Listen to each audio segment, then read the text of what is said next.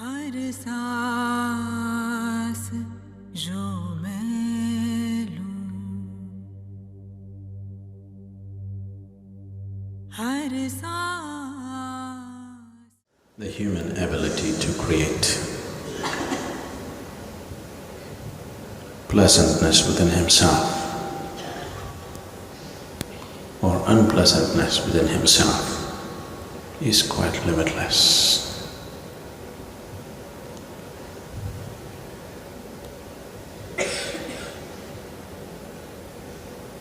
If it was a conscious choice,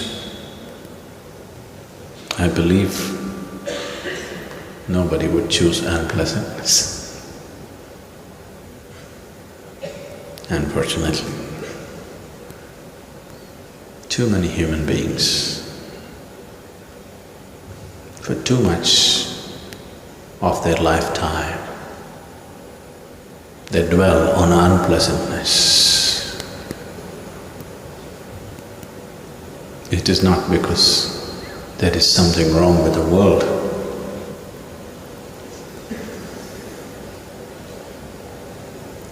It is just that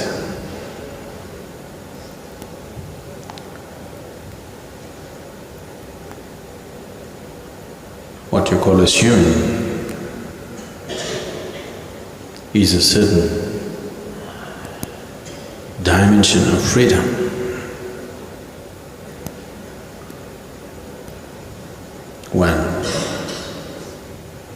When we said the only goal in life is mukti, our ultimate liberation, this is not a made-up idea. This is not an idea concocted by someone who felt very bound. This is not an idea of an entangled being. This has not come from deep states of entanglement. This has come simply by looking at the nature of the fundamental of how a human being is built.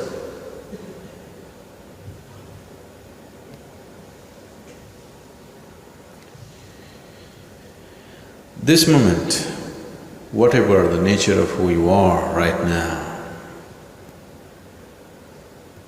because it's essentially happening out of choice, and choice is an outcome of a certain deep-rooted freedom which could have been easily curtailed.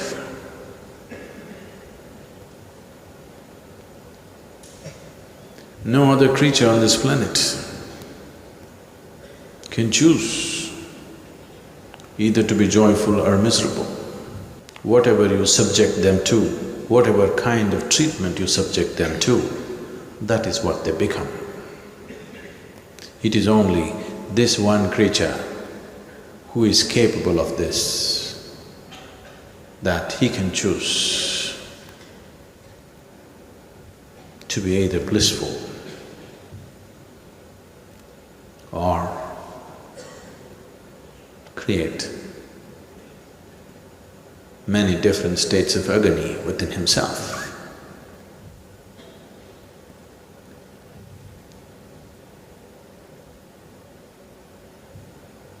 So the very fundamental of human nature comes from this freedom. It is in exercising this freedom that you can allow your humanity to overflow.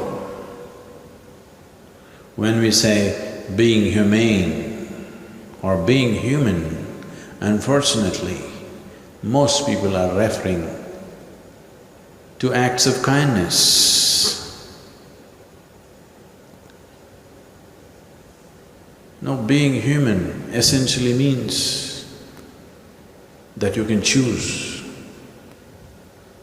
what is your experience right now in your life. And if choice was conscious, obviously it would be one of blissfulness. We have to redefine this social context of understanding humanity as kindness. Because there are so many human beings who feeling terribly lost, they have invented this, that kindness is the biggest thing you could do. No, bliss is the biggest thing you could do.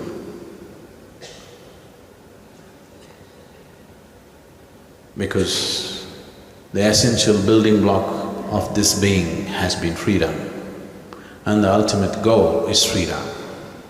We only said ultimate liberation, we never said ultimate God, because there is no such thing. The devotees on the planet, those who are lost in devotion, generally look like nutcases for others who thought they are smart. But you need to understand, a devotee is one who spends maximum amount of his time and life in blissful states. He is the one who is truly exercising this choice. It is just that he might have become socially incompatible because he did not take care of other things. But if he wishes, he can take care of other things too. Maybe he didn't care. This is a choice. This is a very intelligent choice that one has to make. Do you want to have everything or do you want to become everything? If you try to have everything, you will die as a frustrated old woman or man. There's no question about that. If you have any doubt, try one more lifetime. If you have a doubt, try it out. After all, what is the problem? There are many lifetimes. You believe in many lifetimes. So what is the problem? You can try and waste one more. Try to have everything and see. You will only die as a frustrated person at the end of your life. So this is an intelligent choice that Radhe makes. Instead of having everything, to become everything. This is a possibility. This is a blessed state. This is something every human being is capable of. It is actually, your longing is to become everything. Your mind has misinterpreted it as trying to have everything. Once you become a slave of the logical thought process, now it has misinterpreted this longing to become everything as having everything, as possessing everything. If one does not allow himself to be drenched in the blissfulness of this existence, but rather chooses to be in the turmoil of their own psychological existence. If that's a choice one makes, and also has the audacity to believe that they are intelligent,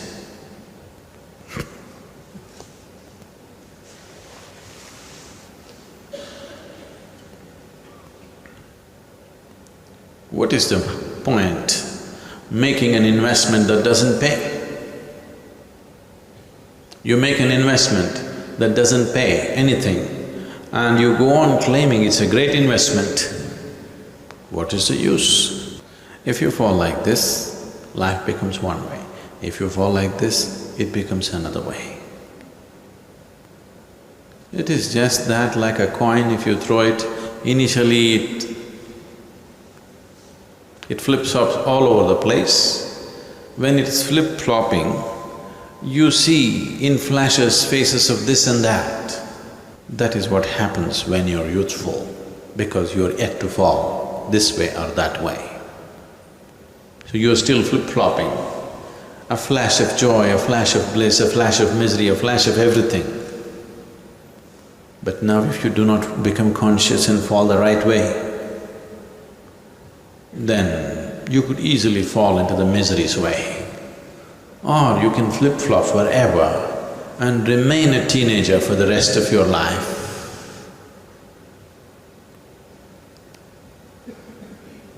Remaining in teens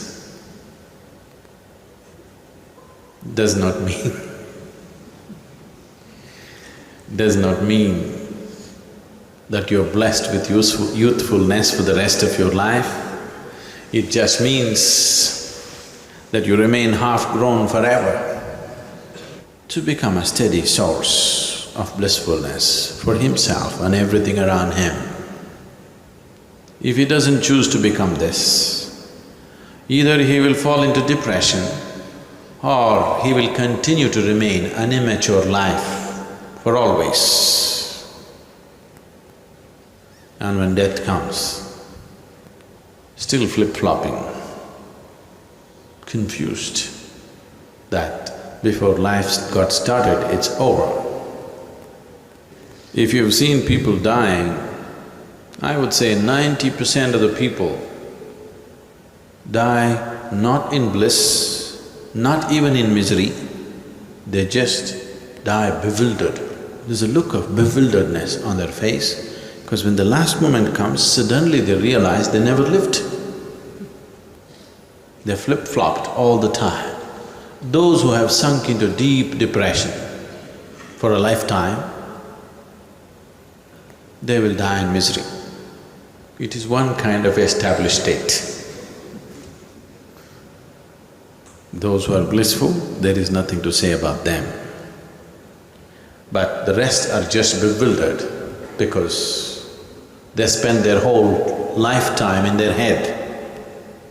And when the moment of death comes, it is no more a psychological process, it's for real, believe me. It's not just death is real, life is real too. But it takes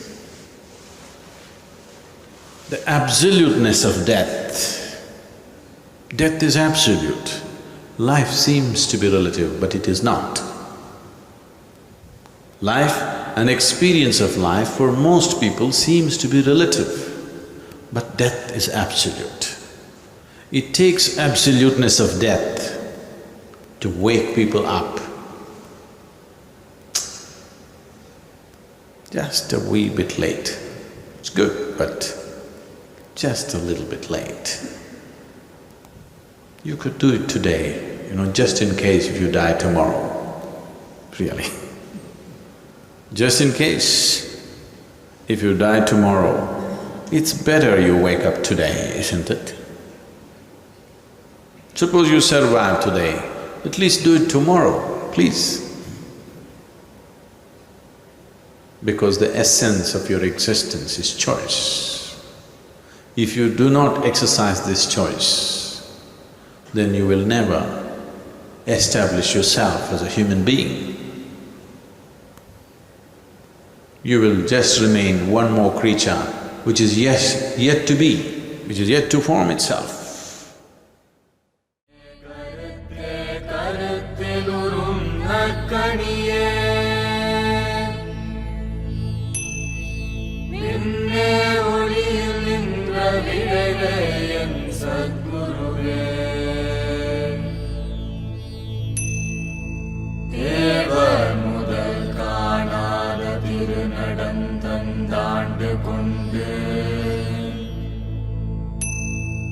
Eva